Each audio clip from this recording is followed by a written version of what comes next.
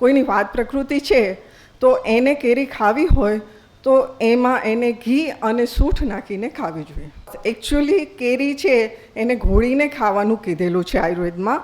ઘોળીને ખાધેલી કેરી હોય તો એમાં ફાઇબર્સ છે એ પૂરતા પ્રમાણમાં આવે, એને લઈને કોન્સ્ટિપેશન કે એવી કોઈ પેટની બીમારીઓ નથી થતી. જ્યારે આપણે જે રસ કાઢીએ છીએ એ પચવામાં થોડું ભારે છે, એટલે એના માટે થઈને એનું પાચન સારી રીતે થાય એ માટે એમાં ઘી એડ કરવું જરૂરી છે. અને એની સાથે સૂંઠ પણ એડ કરી શકાય, અને એ ફક્ત વાત પ્રકૃતિ માટે.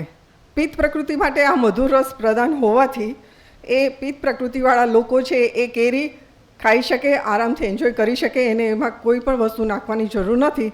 ઉષ્ણ હોવાથી ક્યારેક તમે એને એમાં એલચીનો પાવડર એડ કરી શકો. કફ પ્રકૃતિવાળાએ કેરી બને ત્યાં સુધી અવોઇડ કરવી જોઈએ, કારણ કે એનાથી એક તો વજન પણ વધે છે, રાઈટ. એટલે એ લોકોને બને ત્યાં સુધી કેરી ખાવી પણ ઓછી ખાવી.